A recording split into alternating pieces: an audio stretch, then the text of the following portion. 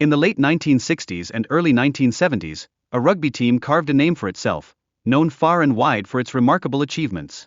These athletes didn't just excel on the field, they also traveled to Chile annually, where their journeys blended fierce competition with moments of leisure. It was a time of triumph and camaraderie, a chapter in their story that would leave an indelible mark.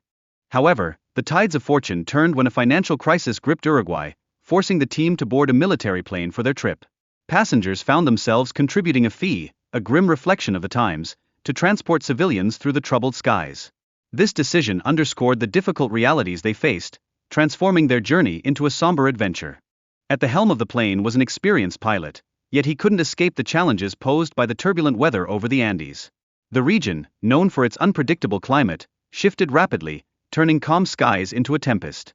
It was this sudden change that set the stage for an unimaginable disaster, one that would change lives forever.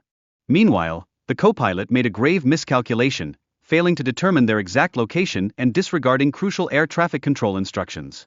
This lapse in judgment proved catastrophic, leading to a drastic loss of altitude in terrain teeming with peril. Each decision weighed heavily in the hands of the crew, and this misstep would haunt them in the days to come. As the plane met its tragic fate, the survivors emerged into a world turned upside down, battling not only the frigid temperatures but also navigating injuries sustained from the crash.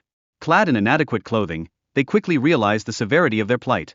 Harsh weather and bitter cold transformed their struggle into a fight for survival. Yet, even amidst this chaos, hope flickered in the form of two brave medical students on board. Driven by a spirit of resilience, they sprang into action, assisting those in need despite the overwhelming disorder and limited supplies. Their courage in the face of adversity proved that even in the darkest hours, humanity could shine bright.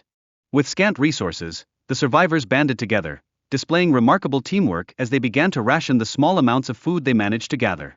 Each morsel was a lifeline, and their unity became their greatest asset, proving that cooperation can nurture hope in even the direst of circumstances. However, as the days stretched on, the toll of hunger and the relentless elements began to wear down the survivors, draining their physical and mental strength. Yet, despite these challenges, they clung to the flicker of hope, diligently making attempts to signal for rescue, determined that aid would soon arrive. In this desperate situation, the survivors understood that repairing the radio was paramount for establishing communication with the outside world.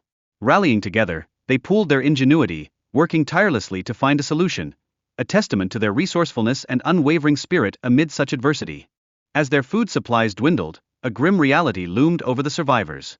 They found themselves grappling with the harrowing decision to consider cannibalism for survival.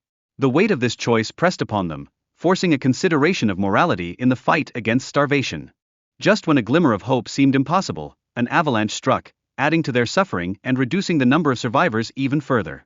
This chilling event heightened the urgency for those who remained, igniting a desperate call to action as they confronted their new harsh reality.